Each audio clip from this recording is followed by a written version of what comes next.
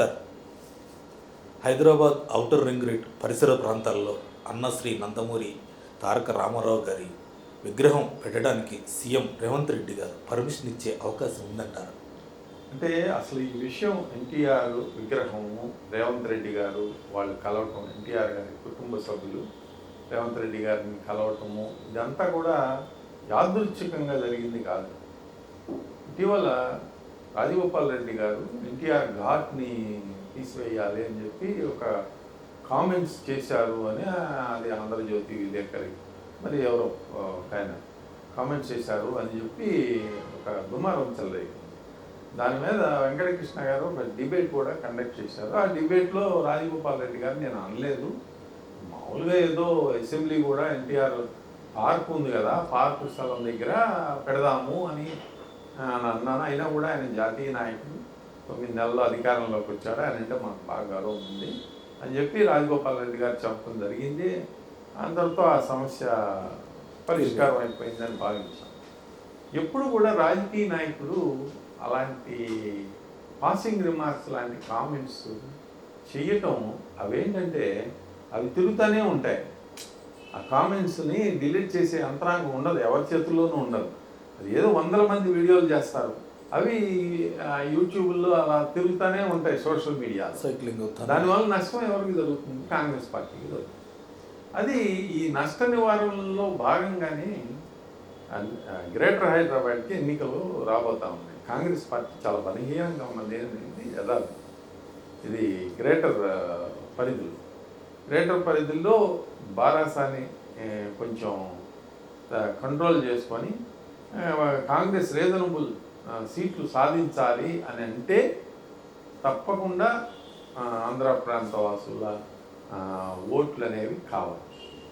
సరే, అది యాదృచ్ఛికంగా జరిగిన సంఘటన. గతంలో బారాసా కూడా ఎన్నికల సమయంలో ఖమ్మంలో ఎన్టీఆర్ది కృష్ణుడి విగ్రహాన్ని అక్కడ పువ్వాడ అజయ్ గారు ఆధ్వర్యంలో అక్కడ పెట్టడం జరిగింది. అదే ఎన్నో అవాంతరాల మధ్య దాన్ని ఆవిష్కరించుకున్నారు.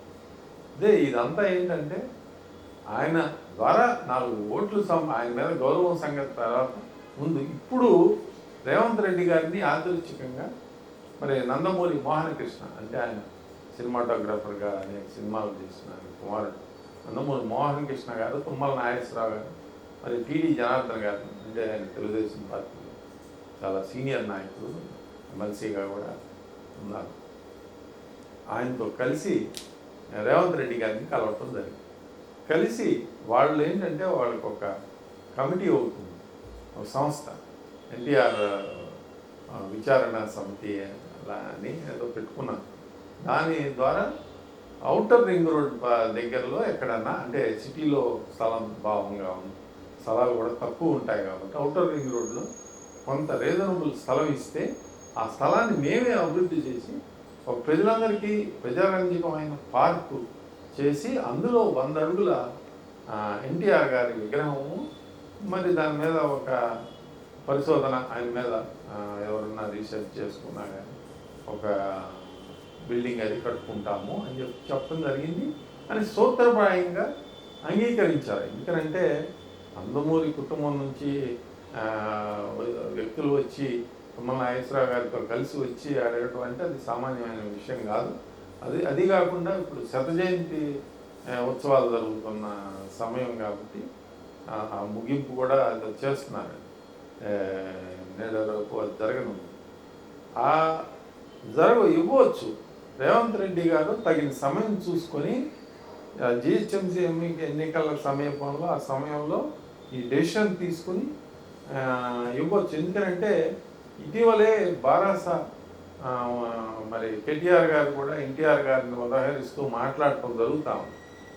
అటువంటి మహానేత విగ్రహాన్ని పడగొడతారా ఎన్టీఆర్ ఘాట్ని అని కూడా కేటీఆర్ గారు మరి విమర్శించారు. కాబట్టి తప్పకుండా ఆ డైరెక్షన్లో రేవంత్ రెడ్డి గారి ప్రభుత్వం నిర్ణయం తీసుకునే అవకాశాలు కనిపిస్తూ ఉన్నాయి. ఇందులో సెంటిమెంట్కి ఏమి ఆస్కారం ఏమి లేదు. ఎందుకంటే ఆయన జాతీయ నాయకుడు కాబట్టి ఆయన విగ్రహం ఒక 5-10 ఎకరాలు స్థలం అవసరం అవుతుంది. అది కూడా ఔటర్ రింగ్ రోడ్ అవతల కాబట్టి డెఫినెట్గా అది ఇచ్చే అవకాశాలు కనిపిస్తూ ఉన్నాయి. మరిన్ని అప్డేట్స్ కోసం మా కాయ్ టీవీని సబ్స్క్రైబ్ చేసుకోండి. మా వీడియో కనుక మీకు నచ్చినట్లయితే లైక్ చేయండి, షేర్ చేయండి. మీ విలువైన అభిప్రాయాలను కామెంట్ బాక్స్లో తెలియజేయండి.